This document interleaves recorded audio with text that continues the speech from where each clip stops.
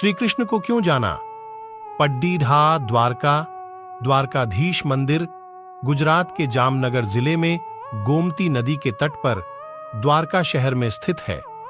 यह मंदिर द्वारका का मुख्य मंदिर है, जिसे जगत मंदिर, ब्रह्मांड मंदिर या रणछोड़राय मंदिर भी कहते हैं। यही गोमती द्वारका भी कहलाती है। भगवान विष्णु या उनके अवतार भगवान कृष्ण को समर्पित द्वारकाधीश मंदिर चार धाम रामेश्वरम, बद्रीनाथ, द्वारका और जगन्नाथपुरी में से एक एवं मोक्षदायिनी सप्तपुरियों में से एक है। द्वारकाधीश का मुख्य मंदिर लगभग 2500 वर्ष पुराना माना गया है। ऐसा भी उल्लेख है कि महाभारत युद्ध के बाद जब द्वारका, जहां पर भगवान कृष्ण का राज्य था, सागर में जलमग्न हो गई थी, लेकिन बाद में इस मंदिर का निर्माण भगवान कृष्ण के पड़पोते वज्रनाभ ने किया था। हिंदू दृष्टा और धर्मगुरु शंकराचार्य ने भी इसके विस्तार और निर्माण में व्यापक योगदान दिया। इतिहास के पन्ने पलटने से पता लगा कि जगत मंदिर के आसपास की संरचनाओं का निर्माण 16वीं शताब्दी और इसका नवीनीकरण 19वीं शताब्दी में हुआ था। श्री कृष्ण का यह मंदिर 108 पवित्र विष्णु मंदिरों या दिव्य सेवसम में से एक है। दिव्य सेवसम पवित्र मंदिर विष्णु या कृष्ण को समर्पित मंदिर हैं, जिन्हें तमिल कवि संतों ने अपने गीतों में आलवार कहा था।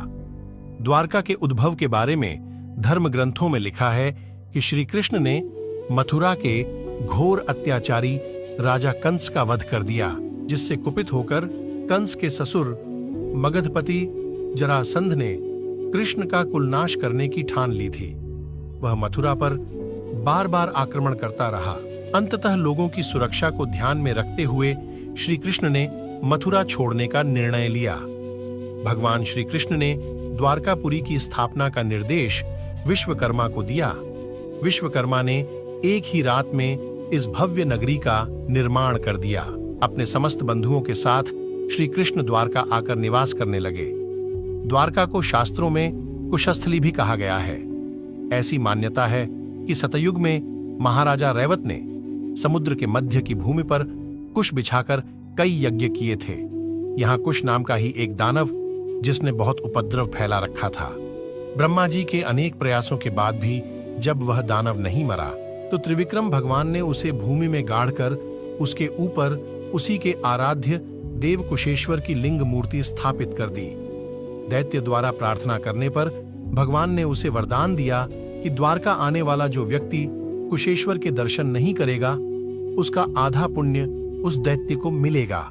श्री कृष्ण ने द्वारका में 36 वर्ष तक शासन किया। जब श्री कृष्ण ने वैकुंठ प्रस्थान किया तो द्वारका नगरी समुद्र में स्वतः ही डूब गई। केवल कृष्ण का मूल मंदिर ही बचा रहा। कुछ वर्षों पहले नेशनल इंस्टीट्यूट ऑफ ओशियनोग्राफी को समुद्र के अंदर प्राचीन द्वारका के अवशेष प्राप्त हुए थे। श्री कृष्ण की द्वारका नगरी की दीवारें आज भी समुद्र के गर्त में मौजूद हैं। अद्भुत है। द्वारकाधीश मंदिर चूना पत्थर से बना हुआ 7 मंजिला द्वारकाधीश मंदिर, जिसकी ऊंचाई करीब 177 फीट है। बाहरी दीवारों पर सजावट कृष्ण की जीवन लीलाओं का चित्रण करते हुए की गई है। आंतरिक भाग साधारण और सौम्य है। मंदिर के 2 प्रवेश द्वार हैं।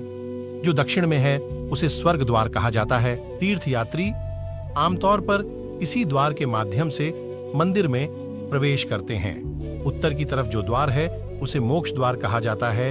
यह द्वार गोमती नदी के 26 तटों की ओर ले जाता है। अंदर मंदिर में द्वारकाधीश जी की श्यामवर्ण चतुर्भुज मूर्ति विराजमान है। भगवान ने हाथों में शंख, चक्र, गदा और कमल धारण किए हैं। बहुमूल्य अलंकरणों तथा सुंदर वेशभूषा से सजी प्रतिमा हर किसी का मन मोह लेती है। इस मंदिर का शिखर 43 मीटर ऊंचा है, जिसके ऊपर एक बड़ा ध्वज लगा हुआ है, जिस पर सूर्य और चंद्रमा बने हुए हैं। यह विश्व की सबसे बड़ी ध्वजा है, जिसे 10 किमी की दूरी से भी देखा जा सकता है। यह ध्वजा दिन में 3 बार बदली जाती है। इस अवसर पर ढोल नगाड़ों की गूंज के साथ यहाँ का माहौल अत्यंत आध्यात्मिक एवं उत्सवी हो जाता है। मंदिर के दक्षिण में भगवान त्रिविक्रम का मंदिर है। इसमें राजा बलि तथा सनकादि चारों कुमारों की मूर्तियों के साथ साथ गरुड़ जी की मूर्ति भी विराजमान है। मंदिर के उत्तर में प्रद्युम्न जी की प्रतिमा और उसके पास ही अनिरुद्ध व बलदेव जी की मूर्तियां भी हैं। मंदिर की पूर्व दिशा में दुर्वासा ओर्षि का मंदिर है।